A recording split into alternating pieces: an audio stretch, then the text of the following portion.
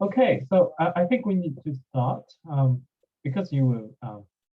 I know you have to tutorial this after the lecture.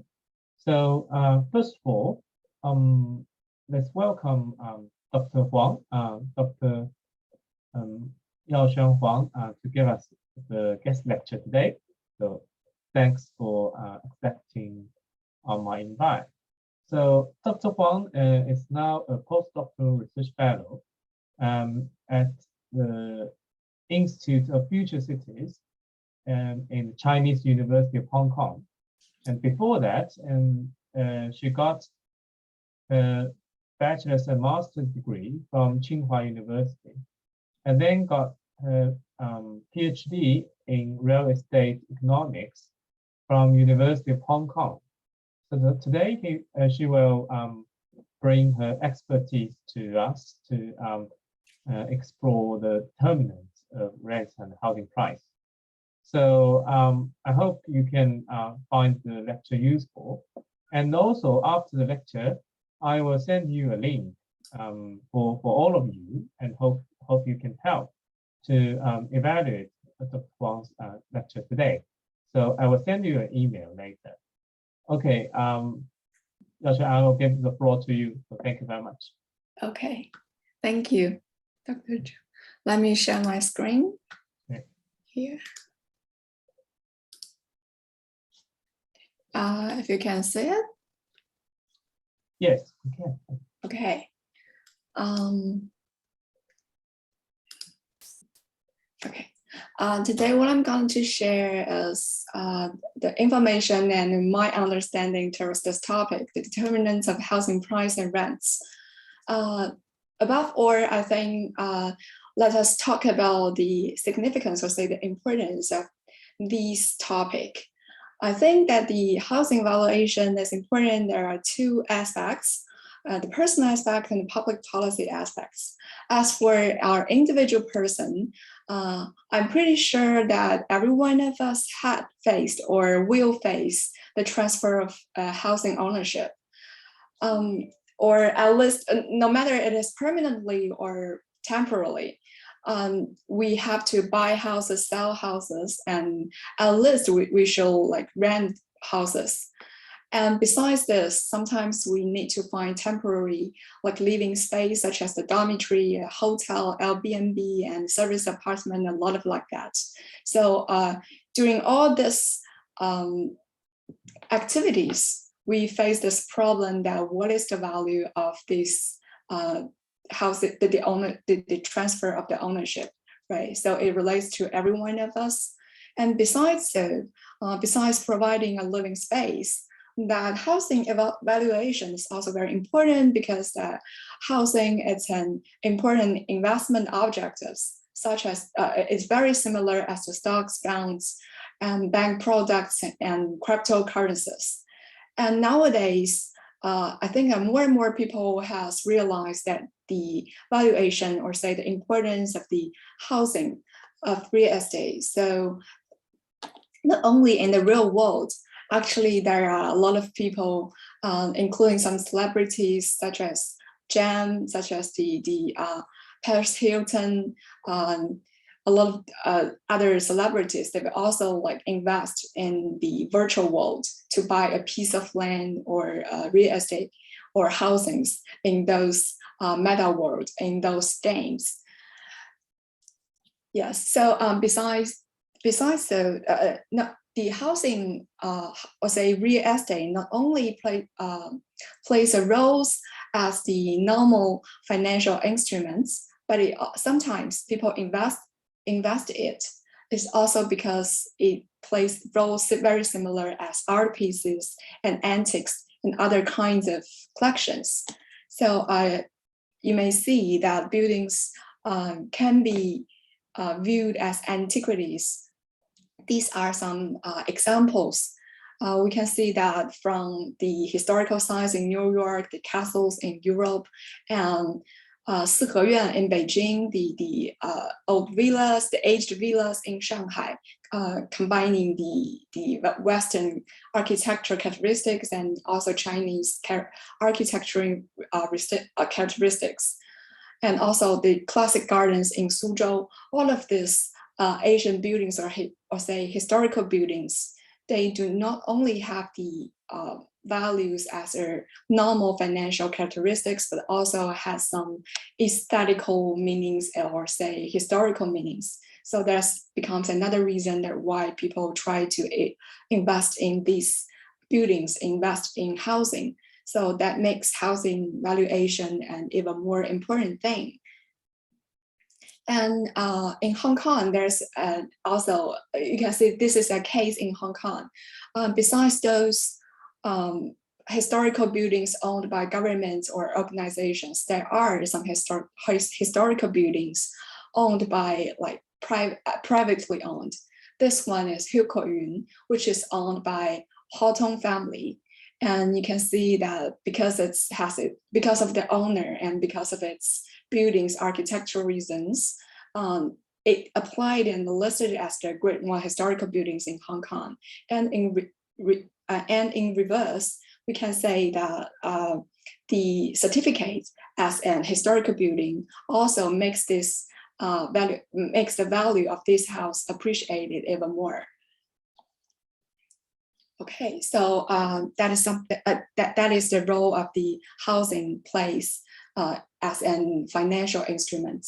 And also besides that, in our daily life, we found that housing can increase and sometimes plays important role as like financial and credit instruments when you try to borrow money and setting housing as a collateral. And it's also related to the tax declaration, right? So housing valuation actually it's a very important thing in our daily life. And besides the individual aspects, and housing valuation is also very important as from the public policy aspects. First of all, that every governments will care about the health of the housing market under their governance. So the affordability issue and the living conditions of the citizens are very important. And as we can see that in Hong Kong, Hong Kong has already become one of the least affordable cities in the world. So the housing prices are really high, as we all know that. And in a very extreme case, and the living conditions becomes a very important or say a serious problems in Hong Kong as well. The subdivided housing, or the subdivided unit, Tongfang, and the cage housing, Longwu, you must have heard that. So in this extreme cases that the housing has already become something that may tackle with the human rights problems. So every government cares much about that. You can see this is the situations within subdivided unit. And when we try to do the rent index or say housing price index, these are based on the housing valuation. So that's quite important in this part. And besides the health of the housing markets, and government may also care whether the city are keep on being sustainable and competitive in the global economy. So with days goes by, and they found there are lots of old buildings deteriorate really a lot. So in that case, we should initiate the urban renewal programs. And under the urban renewal programs, we found that the government has to sometimes to acquire the land or say compulsory to have some land compulsory sale programs for redevelopment. So in that case, there involves problems of compensation and the land acquisition fees. So, and housing valuation is the basic of all these public policies that you have to evaluate the value of the house to decide how much that you should compensate and how much you should pay for acquisition that piece of land. And in Hong Kong, you can see there are lots of renewal or say redevelopment programs here. and they all experience the land acquisition and the compulsory sale of land. And this part and this picture actually is in mainland China. And we know that in the past decades, there are in some cities, there are some forcible land acquisition cases. So, and it brings a lot of discussions or say international attentions to these kind of cases. When we talk about it, normally we say there are problems of the local governments or say local officers, government officers. But I think another important reasons lying behind this forcible land acquisition is because at that time, in old times, that the housing valuation hasn't been go on the right track at that time. At that time in mainland China. Besides this, and the housing valuation sometimes are also very important because when we buy a house, or say when we looking at the house from a reasonable third person's aspects, we try to use as value to express whether whether this location or whether this house is favorable or undesirable. So when we launch some public policies, it may affect the valuation of a specific housing unit, or say may affect the housing value at a specific locations. So in that case, when we can say that the housing value is an indicator of the influences of the public policy, because we can see that if it the appreciation normally refers to an a favorable or say preference, positive response, right? So housing housing valuations, then we say it also market indicators. Okay, after talking about its importance, here I want to discuss some specific concepts in the housing valuation, which is housing price, housing value, and housing transactions. Hoping after some introduction of these concepts, we have a further understanding of what we are talking about. If we divided all the goods as a commodities into movable ones and immovable ones, we may find that real estate, including housing, and together with the flights, ships, and the mobiles, the cars, can be classified as immovable goods. It is not saying that they are physically immovable, but it usually refers to that their ownership, the certificate of their ownership should be registered in the government's registration office, or you should have a endorsement of your contract to prove that you have the ownership. And if we divide it into two kinds, which heterogeneous one and homogeneous one, we classify the real estate housing or end housings into the heterogeneous commodity. That means you cannot find exactly the same. You cannot find another exactly the same, another housing exactly the same. And it's not easy to find a similar one to replace the subject that we are talking about. Suppose there is a scenario that a person have only one house and he sell it to two other peoples. So in these two contracts, he said he has sold the same housing to two different people. That means in these two contracts, at least one of them is inevitable defaulted, right? It should, at least one of them cannot be finished. So in that case, it's not easy to find another house to compensate to that person.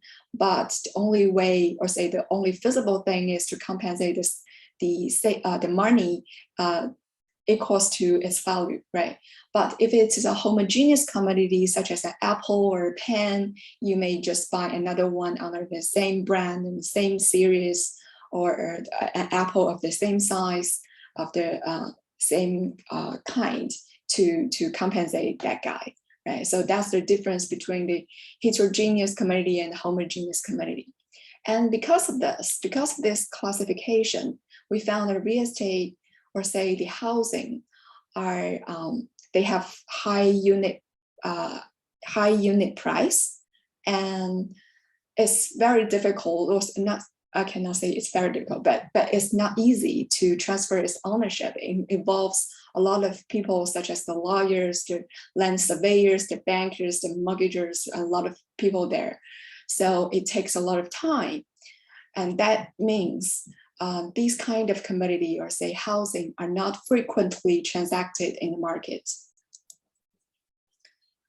Okay, so this is another kind of classification. And just now we mentioned that where the real estate investment stands. Here, when we talk about real estate investment, we can classify it into residential real estate and commercial real estate. And when we talk about housing, it of course it refers to the residential real estate. And depending on the list, there are permanently house property right transfer, and also there's some like partial property right transfer, or say temporary property right transfer. But even though that, as we know that in mainland China, that the ownership of the housing is usually 50 years, even though it's only 50 years, but we classify it as housing sales. And for those that shorter ones, usually, I think they're from a legal aspect to say they're issue smaller than 20 years. Usually we call it housing rent. It refers to like 1 year, normally 1 year, 3 years, and even like shorter period.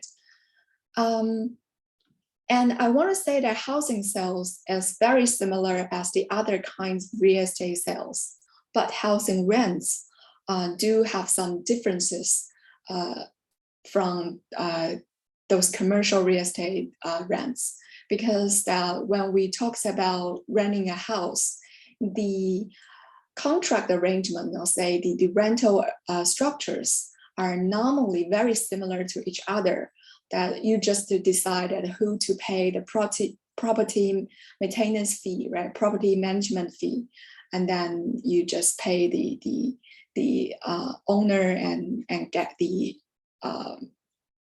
tenancy. However, that in the commercial real estate things, when we talk about it, because they may have some a lot of other complicated arrangements, such as that for the retail, for those retail shops. Suppose they're in IFC, the shopping mall. They list their shops to different tenants.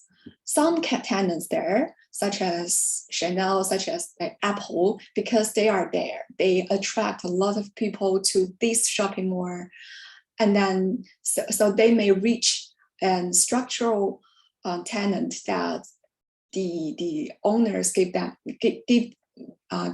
tenant a discount on their rent.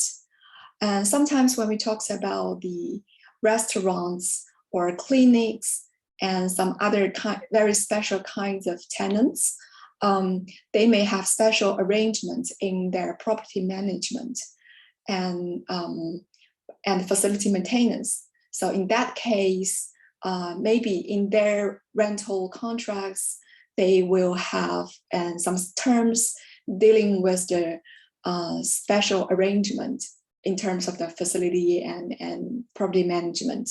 So in that case, their rent is quite different from the housing rent contracts.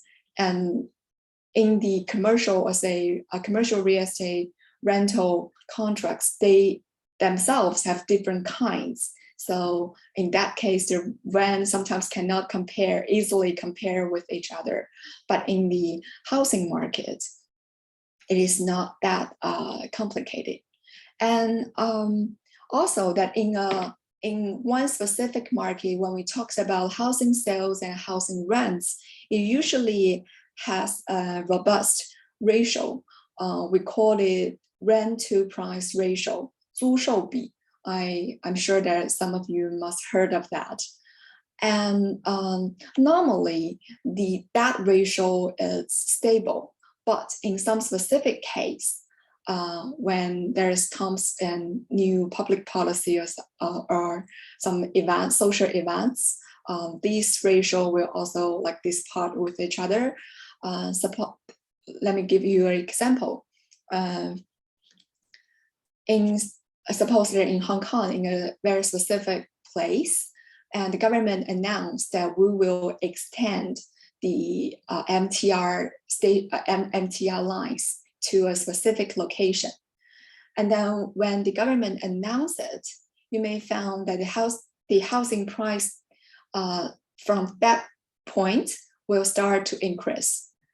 However, that even though the government has already announced, it still takes like 3 years or even longer time to build the lines and to build the MTR stations. So housing rent at that specific location may not just rocket as that fast, or say the rent will maintain still, and then waiting when one day it actually like has been built and opened, that and the MTR station has opened, and then the rent start to rocket. Okay, so that's the difference between housing sales and housing rent, and something the difference between the residential and the commercial real estate. So from the discussion just now, we can found there are some characteristics lying behind the housing transactions: the heterogeneity, the high unit value, the high transaction cost, and the depreciation. Here I want to say that even though sometimes there are two very similar housing units, and because of their different decoration, different property management, they may depreciate it to different degrees. So there is another very important characteristics lying behind the housing transactions, and lack of liquidity, and so it is not easy to determine their price. And the last characteristics I want to mention is about the debt. Because it's a high unit value thing, so it always links to mortgage and debts. And so this housing market, or say housing value, housing transactions are highly influenced by the debt in the society, no matter to individual buyers or to the developers. Here we can see, actually in last year, we know the Chinese government has tightened the lending policies. So when the bank tightened the lendings, not only the developers has experienced a very difficult time, but we can see here there is a example. This is a housing unit in the city of Tianjin, and you can see that within 4 months, its price has depreciated, and it depreciated more than 10%, nearly 15% here, you can see. Yeah, and yes, so you can see that the debt that the bank, or say the government, or say the society have, will to a very big degree influences the housing transactions. Even though this is listing price, but still there you may find that it will be influenced a lot.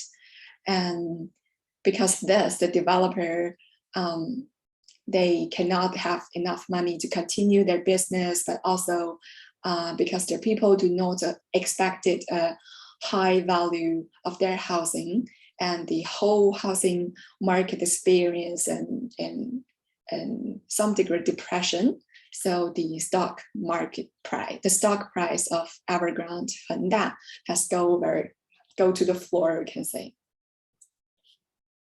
Okay. Yes. Here, after talking about these characteristics of the housing transactions, here I want to say something about the difference between housing price and housing value, even though that in the daily life, when we use these two words, we don't deliberately distinguish them, but there are some slightly difference here. Price usually means in a specific transaction that the mutual agreements they reached between the mutual agreement in the final they reached between the buyers and the sellers. So and when it involves a lot of personal reasons and personal attributes, it is not easy to predict. However, the value usually means to the worth of the housing, and it refers to the utility, which is mutually agreed by the society, a commonly agreed, a reasonable price, we say. So when a person when a person is involved in the housing transactions, there are different ways. From a private way, you may lend money to others and having an equity of it. And also you may directly invest in the housing, or we can buy some other financial products based on the real estate, based on housing, and including the real estate investment trust, which is also a new thing in mainland China, I guess. So in these four different ways to join in housing transactions, we can say that when we try to the direct investment approach, here in the direct investment, the value approximately equals to the price. Okay. And okay, after the briefly introduction of the importance and concepts in the housing transactions, we comes to the essential topics in this class, that is the evaluation methods. And if any one of you want to take the CFA test, you may find that the real estate valuation is a very important part within it. You have to master this. But in our lecture, I think we can skip the very tedious calculations, but you have to at least know that what sort of approaches there are in the housing valuation, and under what kinds of circumstances to apply which approach. Okay, so the first here there are listed here 4, but usually we say there are 3 approaches, that is cost approach, income approach, and sales comparison approach. Hedonic pricing models and some other pricing models which are even complicated, which are all based on the sales comparison approach. It is an extension of that. Okay, let's go to the first one, which is the cost approach. The premise behind the cost approach is that a buyer would not pay more for property than it would cost to purchase land and construct comparable buildings. So under this approach, if we want to calculate the value of a house, we should firstly know the land value, and then the replacement cost, or say the building cost, the construction cost of that building to build a similar one, and then deduct the, if it is not new, you have also deduct the estimation of its depreciation and obsolescence. Here about the obsolescence, the depreciation normally refers to as naturally physical deterioration. And about the obsolescence, I want to give some examples about the locational of obsolescence and economic obsolescence. Talking about locational obsolescence, suppose if there is a newly built funeral house not far away from the subject housing, you may find the price will decreases because of its adjacent to that funeral house, right? And the economic obsolescence. Okay, I can give you another example. That houses in the Northeast China, in those Northeast cities, in the past decades, because of the heavy industries there, actually there are lots of people go there and find jobs there and join the heavy industry. So we can say that in the last decades, that the last several decades, that economy in Northeast China are prosperous. But nowadays, people start to migrate out, right? So the houses in the Northeast cities of China, they experience some economic obsolescence. So that is I think it helps you understanding this. Okay, so the difficult, there are some difficulties in the cost approach. First of all, is the land value. If it is, if the land is not a newly acquired one, if it is not a newly built building, then the land price documented cannot be a reference as nowadays value, right? So it's not easy to estimate the land value. And another difficulty lies in the estimation of the depreciation and obsolescence if you use the cost approach. So because of these difficulties, the cost approach is usually applicable to those unusual properties and new properties. The unusual properties normally refers to those luxury ones, such as suppose there is a house, they use the high-end air conditioning system, the heating system, smart devices, and maybe luxury decorations. In that case, it's not easy to compare that house with the others. So in that case, the cost approach is applicable. Here is an example.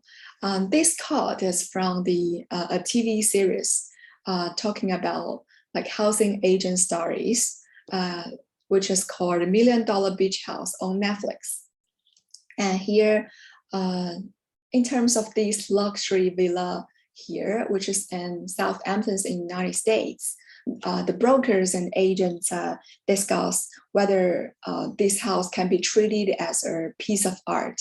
If it can be, then the value will surely appreciate a lot. But if it cannot, then you can see that the one that insisted this cannot be viewed as a piece of art, it uses the cost approach to estimate its value. It says that to build something of this caliber, at least 1,500 per foot, right? Okay, so that is the cost approach. Okay, and the second approach is income approach. The premise here is the value is based on the expected rate of return required of a buyer to invest in the subject property.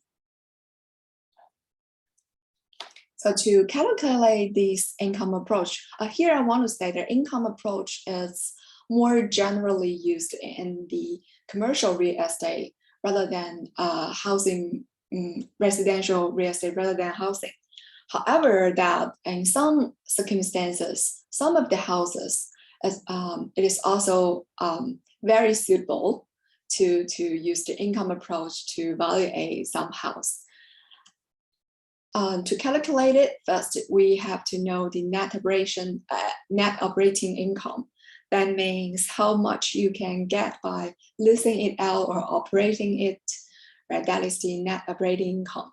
And then the capitalization rate or the discount rate. Here there are two specific approaches here. And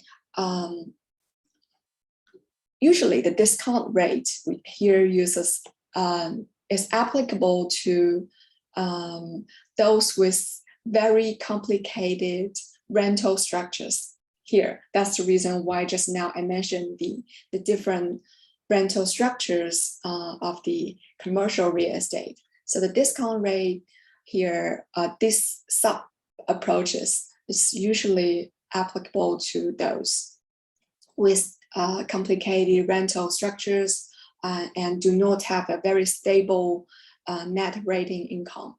But for normally, as for our housing, we just use the capitalization rate. We suppose that when you rent it out, you can get a very stable like rents per every year. So in that case, we just direct capitalization it. And if you don't holding it permanently, you don't hold it permanently, you just hold it for a specific period, then when you sell it out, when you will sell it out after a holding period, still we should know the remaining value, or say the residual value of that property. But normally when we buy a house, we usually suppose that you can hold it permanently according to law, right? Hold it to the longest time you can, right? So the difficulties of the income approach lies in the capitalization rate and the discount rate, and especially the discounted rate under those very unpredictable circumstances.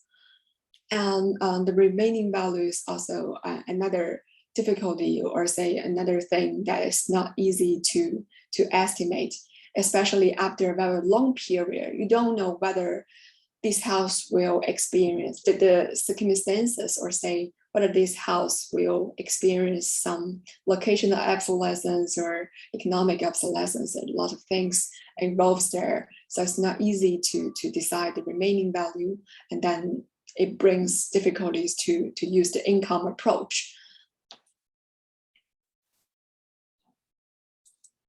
Okay, here it's an examples.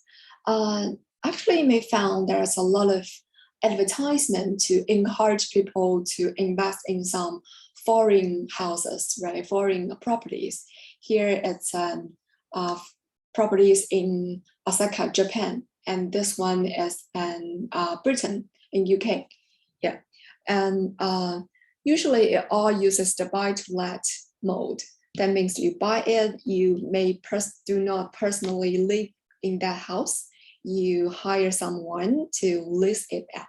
In that case, the rent you can collect every year is the net operating income, right? But this is very ideal cases that usually you can say that usually it will tells you that you use 10 years, you can get back the cost. But because if it's a very long time, you don't know that whether the circumstances, whether the policy situation, whether the environmental situation, economic situation are still guarantee you that rate of return, right? And you can see actually in mainland China, you may find some informal like houses, such as the urban villages, and some commercial buildings to encourage you to invest it, to turn it into living space, to turn it into a housing unit, but informally, or say illegally, lease it out. You can see that this is in urban village of Shenzhen. At the time that some people go to that village and to build houses like that, pretend that they are villagers to do this business. Maybe at the very beginning they cannot foresee that one day that everyone joins in this business and make the urban villages very crowded. And that in that case, you may find that the operating cost may get higher than the rent they can collect. And here that the territory, the discount rate of all these buildings are really high. So for doing this kind of businesses, that means some risk. And to our topics, we may found that when we use the income approach, if the circumstances will substantially change, and then the valuation may sometimes get forward, right? Okay, and then here we can talk about the third approach, which is the sales comparison approach. And okay, the sales comparison approach assumes that a buyer would pay no more for a property than the others are paying for the similar properties. I think it's easy to understand, and this is commonly used in the nowadays housing valuation. And to calculate it, firstly, we got to know like at least three comparable properties, and usually we just use 3.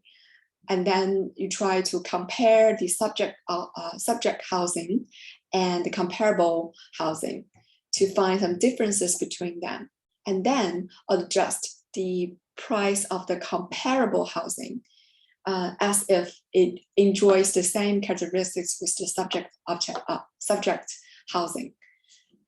By adjusting that, you got 3 adjusted price, and then getting the average unit price of the subject housing.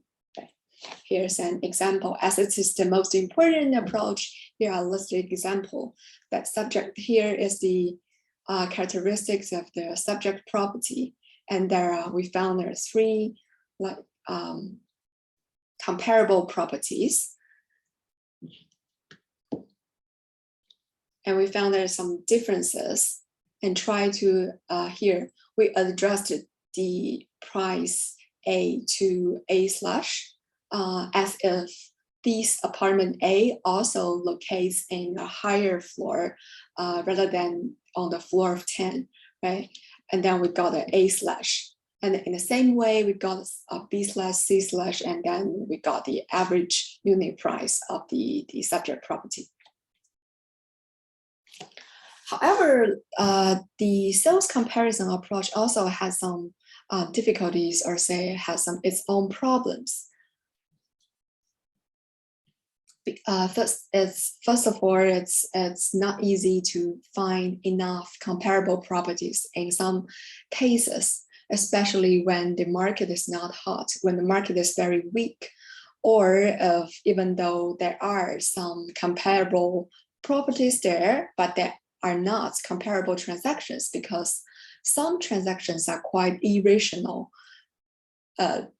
As what we mentioned, that some specific transaction price are very personal. So another difficulty is because it's not easy to adjust, to estimate how much you will adjust according to, in terms of specific characteristics. So that makes sales comparison approach not always workable. Here's a case that it shows in a TV series named Anja in mainland China. So this guy's, because of some feng shui reasons, he deliberately wanted to buy the hunting house. So here, these transactions he has made cannot be a reference, or say cannot be a comparable property transactions in our comparison, a sales comparison approach, right? Okay. So the sales comparison approach is very useful when there are a few properties similar to the subjects, and also are also recently transacted.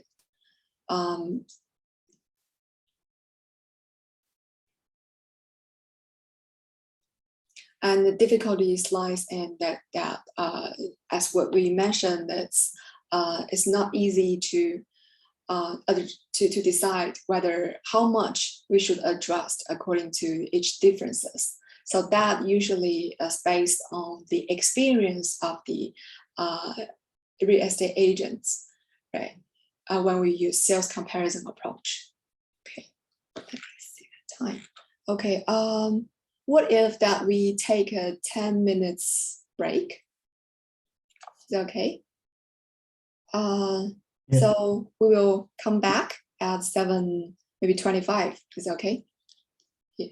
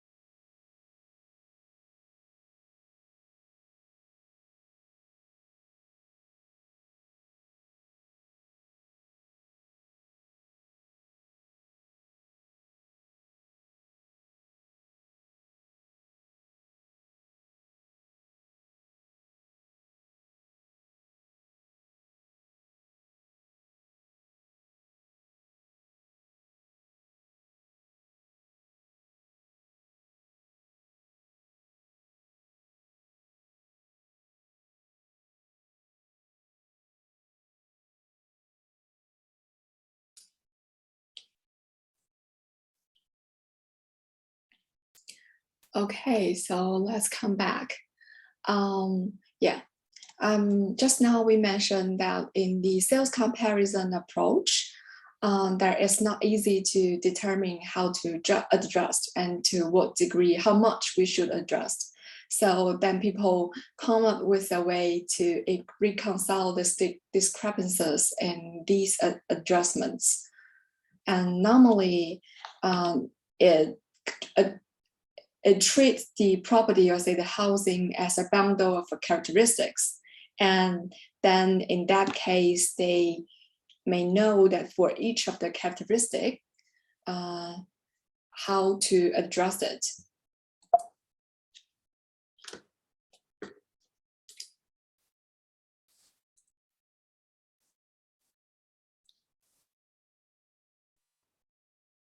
Okay, so hedonic, the word hedonic basically means the utility. So viewing from as where you may see that it is considering that how much utility that different characteristics can bring to the owner or say the residents there, and then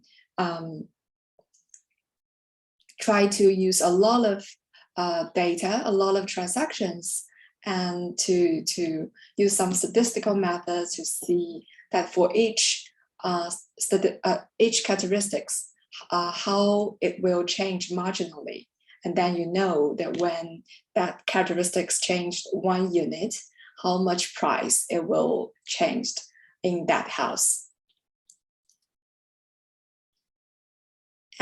Because it uses a statistical methods based on a lot of data, based on a lot of transactions.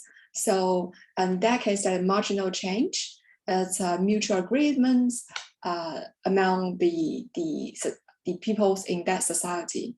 It is a mutual agreement or say a common sense.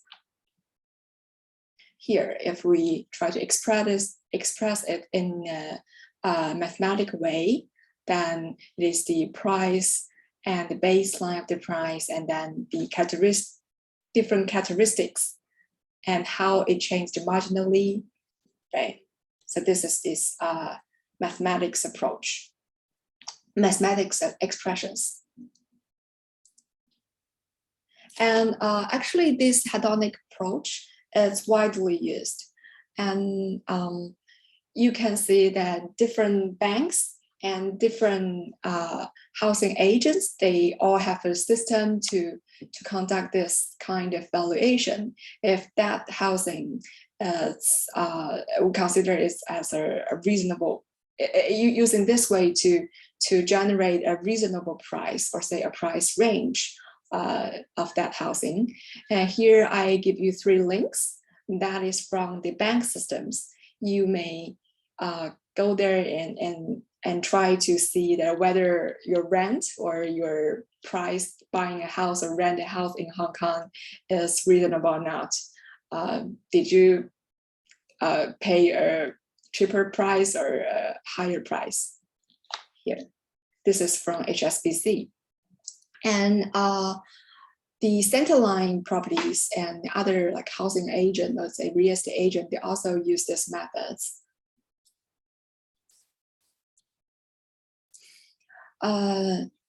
Yes, after introduce these 4 approaches, I don't think that it's necessary for you to actually calculate it, actually master the specific ways to calculate it, the housing value, because we have this different kinds of bank systems and real estate systems. They already provide us a platform to calculate it. But I hope that you can at least know that under what circumstances, which approach is more appropriate. I guess that this kind of questions may be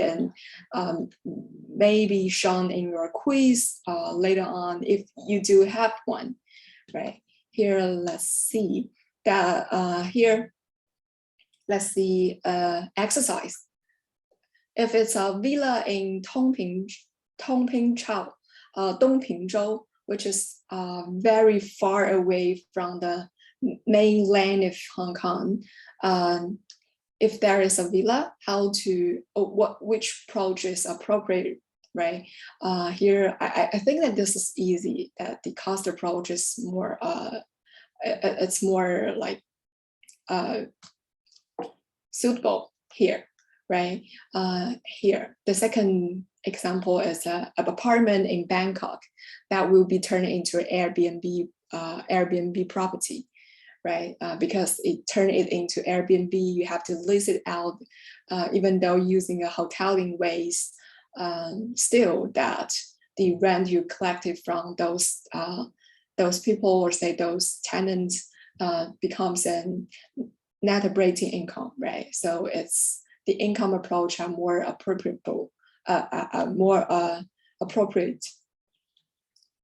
And here, the third one is the private unit in Wanpo Garden, or City One Shatin. This is these two property are actually the top two of the top 10 properties, 蓝筹物业 in Hong Kong.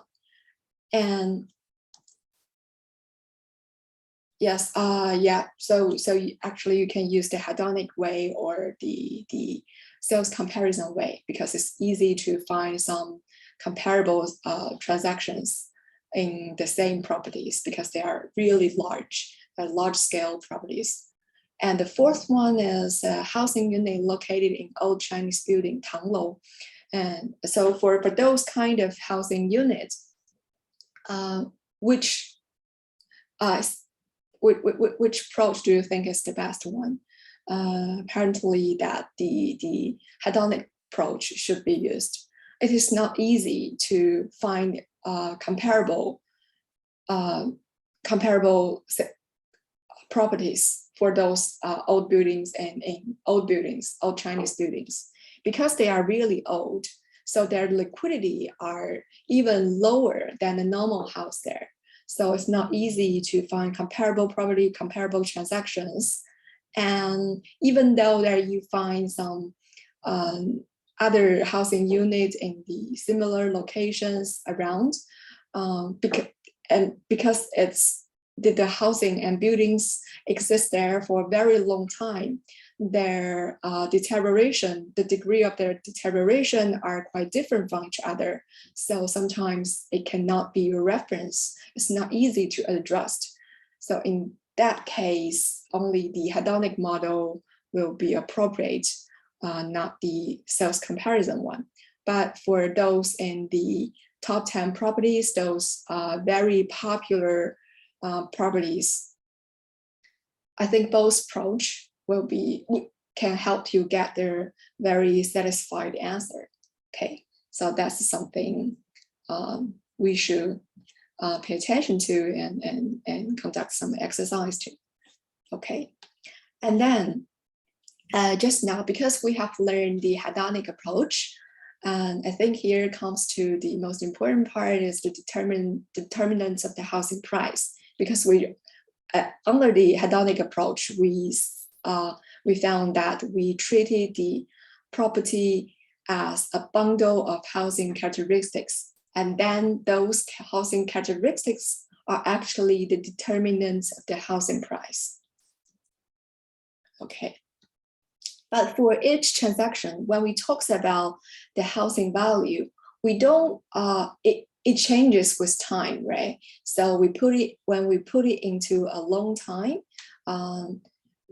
we have to realize that the housing price itself is influenced by the macroeconomics, it's influenced by the market environments. So when we talks about it, it usually refers to a housing price at a specific time and at a specific location. And when I say at a specific location, that means this house has to under a policy environment, and the policy environment may change not only with the time but also change with the specific locations.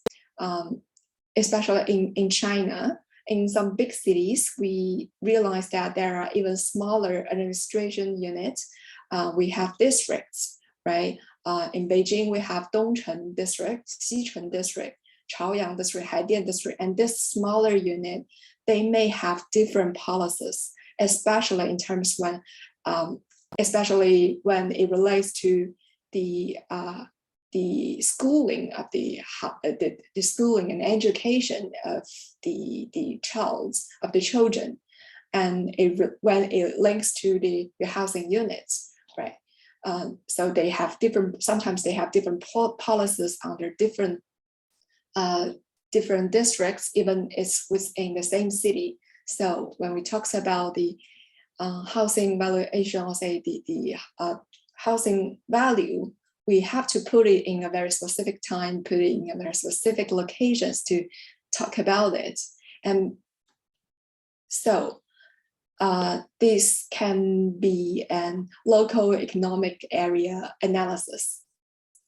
And besides that, and then when we have already choose a specific time, a specific locations, when we talk about what determines the housing price, it involves mainly these 4 aspects. The first thing is this own physical structures, like this area, size, floors, lots of things.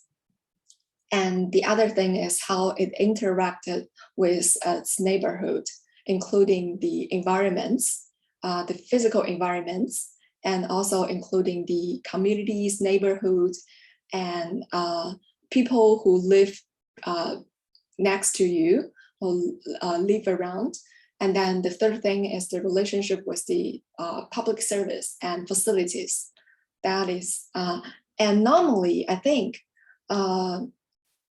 this part, the relation with the facilities and the public services are most related to the public policy. Okay. Here, so we can extend the hedonic model into a even small specific one. Here you can see that we can put all these attributes as a determinants on the right side of the equations, and all these attributes are actually determines the price there. And here I want to say that for the local economic area analysis, that means the even macro analysis, sometimes we do not put it into the hedonic model, because we may use some other even complicated way to analyze it. And another thing is, normally these things are not easy to compare. And when we talk about the housing value, we've already narrowed it down into a specific area. So normally we just talks about these 4 attributes here, but using some other ways to analyze the time-related and the general policy-related attributes. But as for the housing policies, in the public policy, the housing policies are a big part. As for the housing policy, they usually can be quantified in all this neighborhood analysis attributes, like whether there's enough schools, how far away the MTR station is, things like that is easily to quantify and can be calculated using these 4 attributes here. Okay, so here that is something that we talked before, that using the housing as an indicator to evaluate a housing policy or a housing event. And this is commonly used, actually this is commonly used, especially when you try to compare some very specific things, and using this quantifiable ways, you can compare you even can get some very trivial differences between like different policies impacts. Okay, and let's talk about these determinants. First of all is its own physical structures. Here that it includes like age, floor size, structures, structures, directions, and property management, energy consumptions, and property right and land list. Here, there are several interesting things in the recent research. For example, the floor one, and as our, there are Asian people are mysterious. So we believe that living on the lucky number floor will bring us like good luck. So actually in Hong Kong, you may find that houses located in the 8th floor and 18th floor, some lucky number floors, actually enjoys a price premium comparing to housing on the other floors. And another interesting example, such as the property rights. Just now we mentioned that in China, normally that the housing, if the land use is for residence, and then there is a building having lots of housing unit and lease out, then the property right usually, the lease is usually 50 years, right? But for some of the 70 years, but for some of the housing units located on the land which is deliberately for commercial use, that we call it apartment, 公寓, right? In that case, sometimes the land lease is only 30 years or 40 years or 50 years. So in that case, it also determines the price, that the price will decreases because of the shorter property right, the shorter land lease. And okay, and about the size. As for the size, in different housing markets, whether as the bigger the houses and the cheaper the unit price is, whether it is all the same, I don't think so. As in Hong Kong, that the relationship between the size and the housing price, if the y-axis represents the price and x represents the size, then you may find the relationship is a U-shape. That means that for those nano housing units, the housing unit price is high. And for those very luxury, bigger house, very luxury, very big housing units, the unit housing price is also higher than the normal, like 60 square meters, 600 square feet houses. And because of this, there are some very interesting research regarding this. And the size is a very easy, or say a very common attributes that divided the whole housing market into several sub-markets. As in Hong Kong, actually 5 years ago, we conducted a research to seeing those tangfang subdivided units located in the city centers. And this is not those extremely bad living condition subdivided unit, but those high-end subdivided units. They also particular one housing unit into several ones, but for each one, they are equipped with everything, and is normally, and they targeted to this kind of subdivided unit housing are targeted to the workers, or say employees working in city center, working in CBDs, but they do want a private place and they don't have enough money to rent a whole housing unit, then they will rent this kind of high-end subdivided unit, right? So 5 years ago, that is about 5 or 7 years ago, that is about 2015, 2016. At that time, we found that subdivided units enjoys a price premium comparing in their unit price comparing to the normal market rate housing. However, that as these years, in Hong Kong, there's more and more nano housing units, and the developer just design it or build it directly into nano units smaller than 20 215 square feet. So it's originally is nano one. And then these kind of housing units compete with the high-end subdivided housing unit in their small size housing submarket. So making the subdivided unit housing price in recent years decrease. You cannot say it decreases, but it decreases comparing to the normal house. At that time, it's more expensive than the normal market rate housing, but nowadays it's already like cheaper than the normal housing nowadays, as for the high-end subdivided unit. Okay, besides the structures, there are also a big group, which is environmental factors that including that the landscaping ratio, the green ratio, and a lot of things listed here. And recently, or say in these 2 or 3 years, there are more and more discussion or say research talking about how the air quality influences the housing price, especially the PM 2.5 particulars and in Beijing, and the North City and the North City and the South City, they experience different air qualities. So that also influences the development of the whole urban area. And there are also some other things here.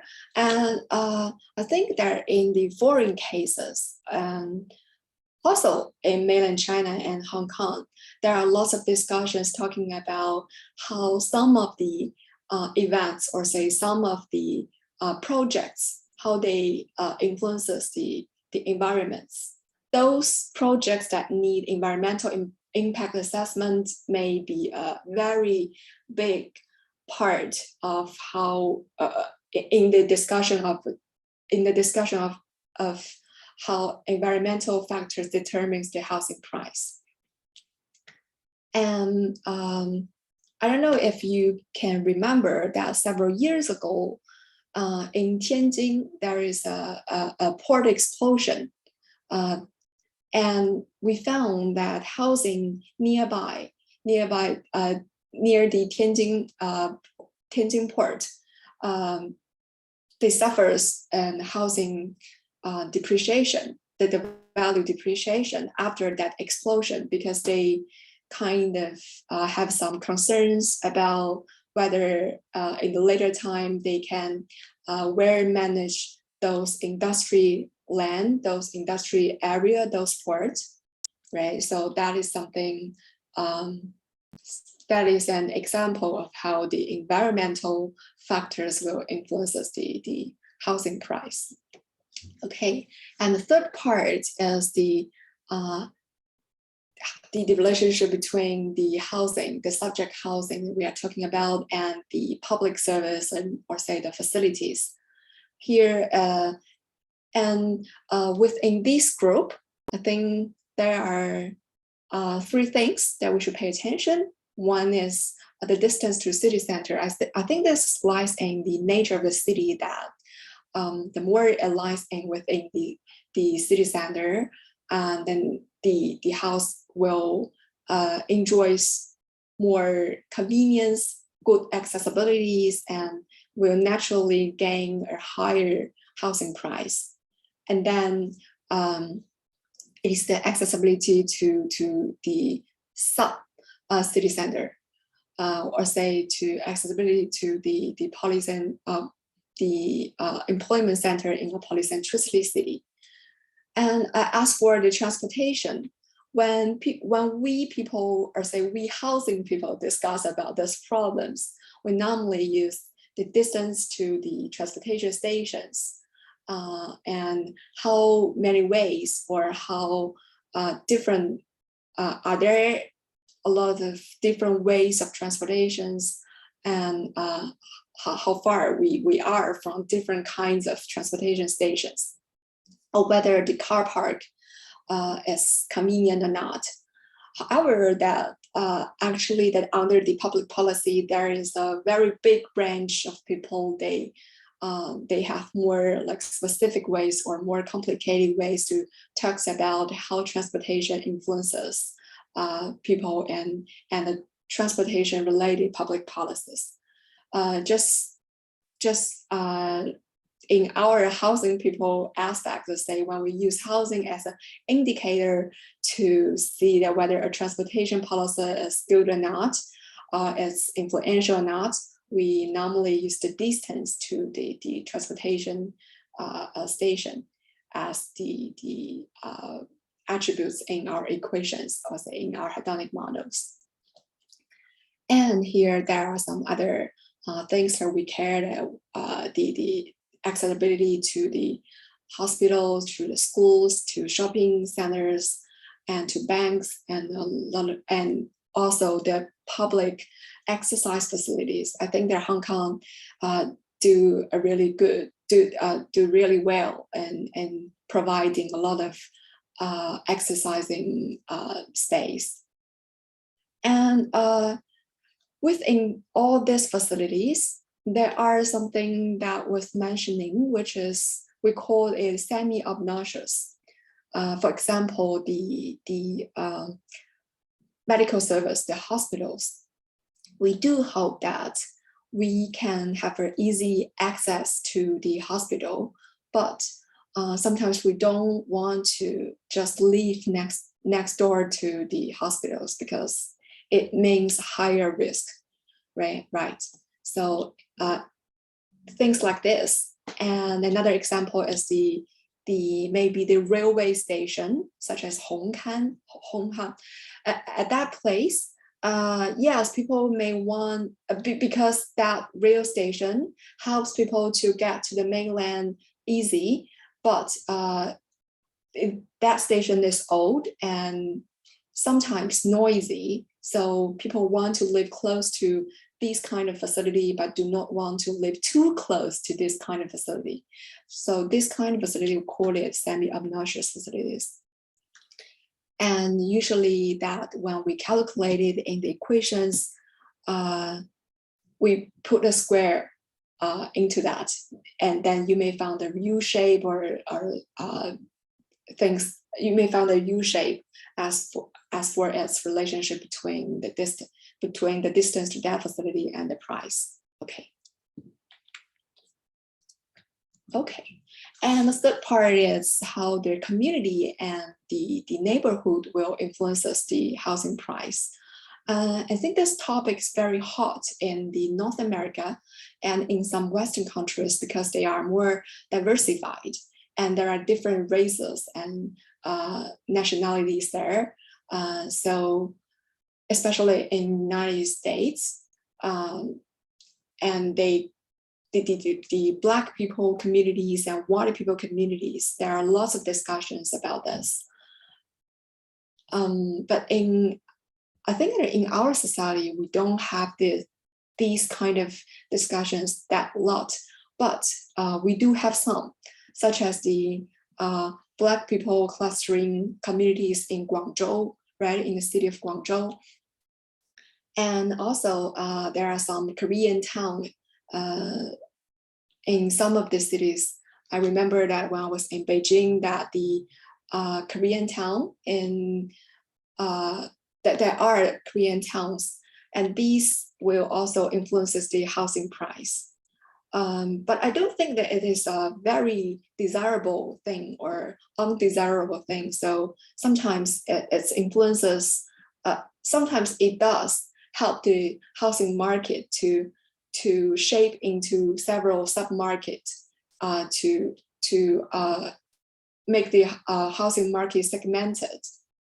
However, sometimes it not necessarily brings to the changes in the housing price, which is different from the Black community and white communities in the United States. And also the cultural sometimes influences, such as the North Point in Hong Kong. There are lots of people from the province of Fujian, the gathering or live in the North Point in Hong Kong. I think to some degree it might influence the housing price, but not necessary. Okay. And also there are some other examples, such as the surrounding land uses. And there is a lot of in recent years, there are lots of discussions about gentrification. And Dr. Zhu actually is expertise in this topic. And when the surrounding area gentrifies, and of course, it will lead to a higher price of the subject property we discuss about. And some administration change, some administration management changes, such as there is a district, I think it's Minxing district. It has been changed to Xuhui district, so that brings the houses located in that district appreciated after it has been classified into, has been changed into the administration management under Xuhui district, right? Okay, and as to the urban renewal, yes, and when there are some renewal programs or in the surrounding area, and it usually brings price appreciation to the subject property we discuss about. And recently, I am conducting a research to see whether if you renew the surrounding area lump sum or fragmentedly renew it to renew it to separate it into small pieces and then not renew it at the same time, but to fragment it, conduct it, how they have different impacts to the housing value, or say how they have different impacts to the surrounding housing price. But okay,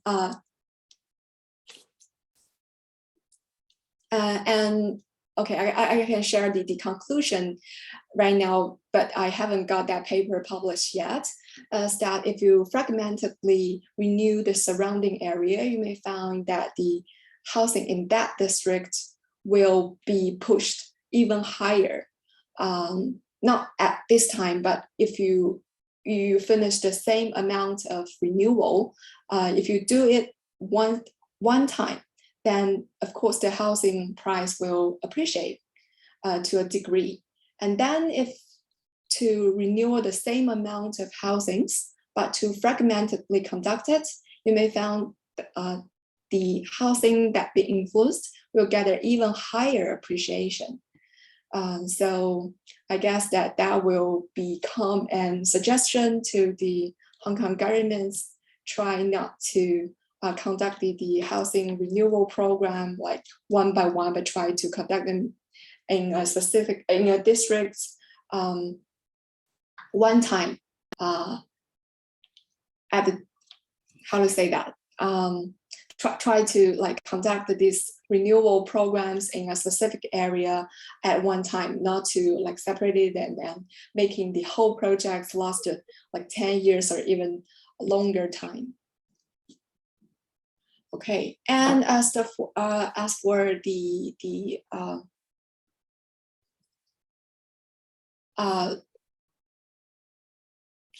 the local economic area analysis, that is something we call macro analysis from a macro level. There's some other things that will influence or say determines the housing values, including the historical trends, or say the economic cycles. We know that economic have like prosperities and depressions, and so all this will influence the housing market itself, and then influences the specific value of the housing, a specific house. And also the economic development of a city, of a specific districts, and some other policies, including the immigration policies and tax policies and lots of things. And actually we know that why the housing price in Hong Kong is so high is also because there is low tax and there's friendly immigration policies to foreigners and to people from mainland China. So that also becomes a determinant that making the housing price so high in Hong Kong. And political environment is also a very important thing. I'm pretty sure that sometimes you can see that Hong Kong actually also experienced some political changes, and whether this is favorable or undesirable to different people, it will also expressed in its housing values, in its housing markets. I remember that when in the 2019, that big event, everyone knows, right? After that, I think there are many concerns about the future of Hong Kong, whether its political environment has changed and whether those unfavorable activities will show again, things like that. So I think the Hong Kong, at that time, in a very short period, the housing price of Hong Kong in Hong Kong has suffered some depreciation. However, that influence, it seems till now, it seems that influence is not that big. In these 2 years, I guess the influence is more from the COVID-19 rather than that activities. But even though there's COVID-19, we still find that the rent has depreciated. However, the housing price in Hong Kong keep going up. So this is another way that to evaluate that policy events, that political events, how it influences Hong Kong, right? It is the same, have the same kind of, we use the same kind of approach to evaluate that political events and also some other public policies. Okay, so till now we've talked about some determinants, or say the commonly seen determinants to influence the housing value, but rather than housing price. But as the topic is about housing price, determinants of the housing price, I may also introduce some other attributes that may influence the housing price. But normally here that I want to emphasize the differences between the housing price and the housing value. Because when we conduct transactions, sometimes the psychological attributes may also influence our decision-making process, right? So in that case, that the housing price in specific transactions will be influenced. And first of all, it's nowadays there are lots of urban planners and economics, and they discussed about the spatial spillover effects. That means the attributes may not directly determine the housing price of a specific house, but it may indirectly influences its listing price, coding price, and then the final transaction price. You can see this is a property in Hong Kong Island, which is called Manhattan Heights.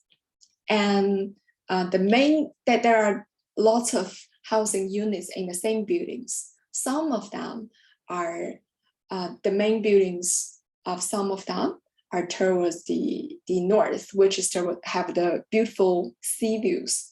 But the other side, on the back side, there are lots of housing units, which has their main buildings towards the mountains, the city view. So apparently that this one is more attractive, right? So spillover effect basically means how the sea view indirectly influences the right side housing unit through influences these through its direct influence, right? So there is also, even though this house does not have a sea views, its price is still influenced by the sea views on the other side. That is the spillover effect, how that effect spill over to the surrounding housing unit, to the surrounding neighborhoods. And that is one interesting things that may influence the housing price. Okay, and the second thing that I want to introduce is the time on market.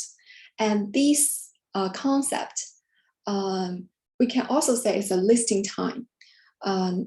This concept is not commonly seen in our Asian housing market because we are like apartments, we are a building with like multi families, but it is commonly seen, it's very widely used in the North American real estate markets, because it's for those single family house, I think it's not easy to find comparable sales, and even use hedonic model is still not that easy as in the Asian market. So sometimes when they try to estimate whether that quoting price or that listing price is reasonable or not, they also use this time on market.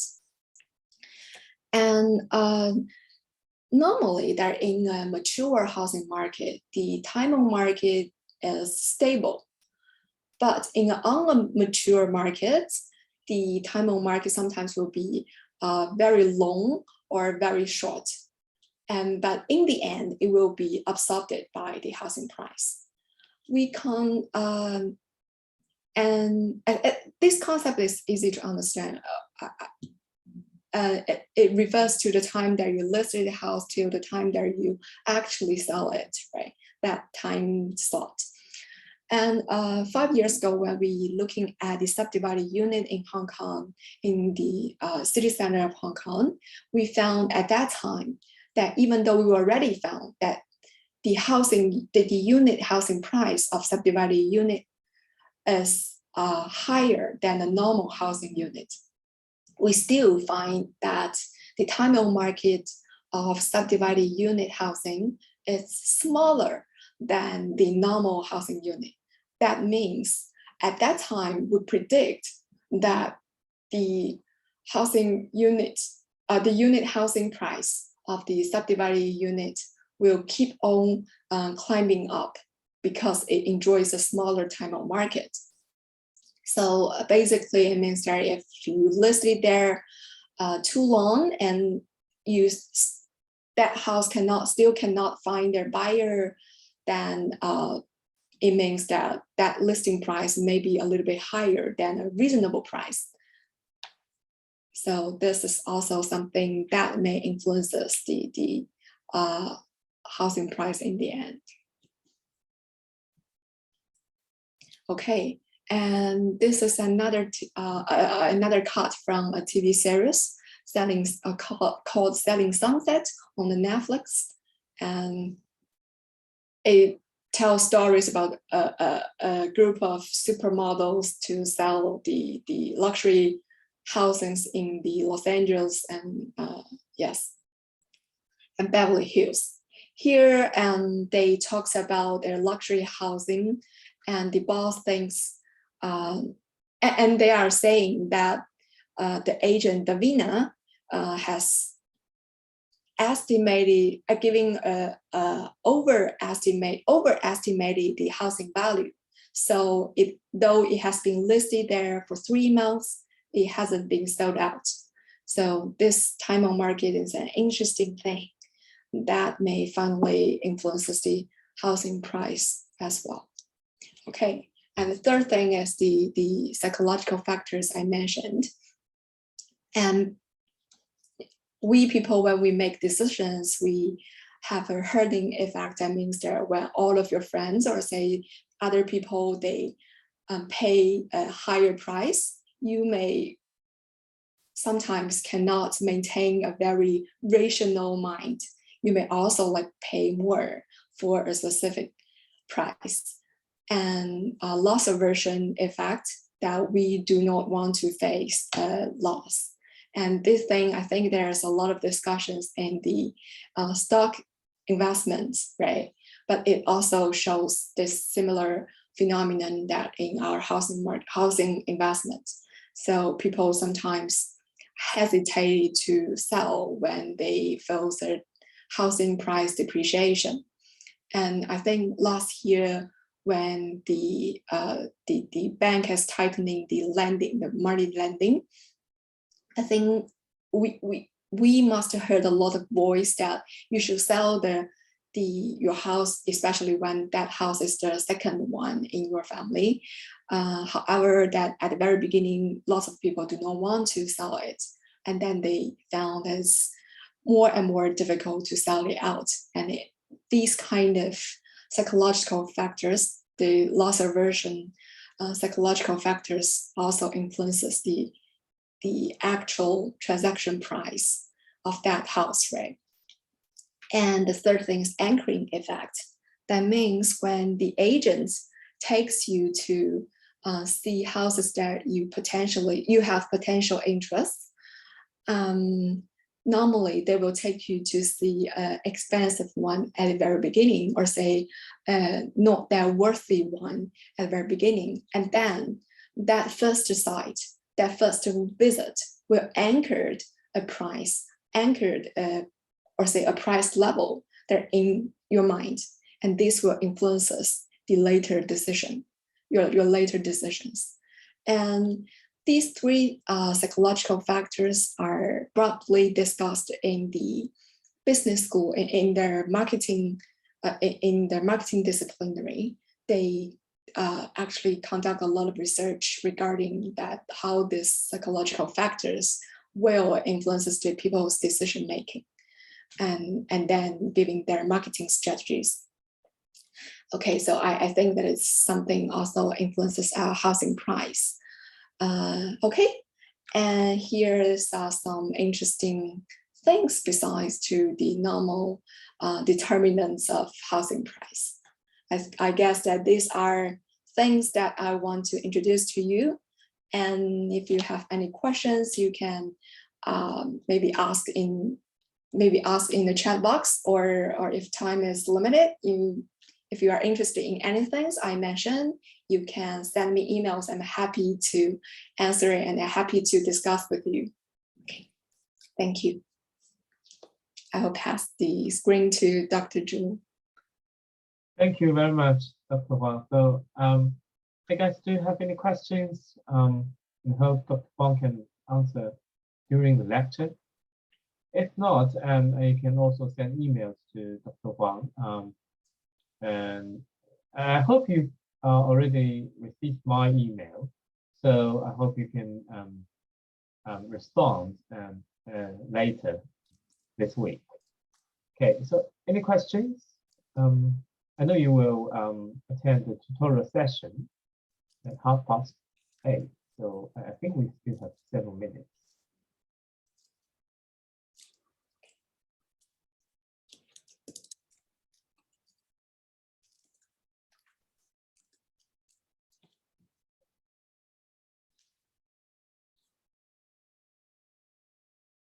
Okay, maybe then just for the things, if you have anything that you can.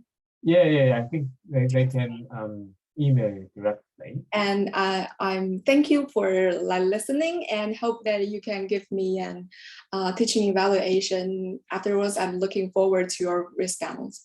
Okay, and happy Lunar New Year, and stay healthy. Yes, stay healthy. Offline right now. Okay. Bye-bye. So yeah, bye, Dr. Huang. So thanks very much, and see you next time.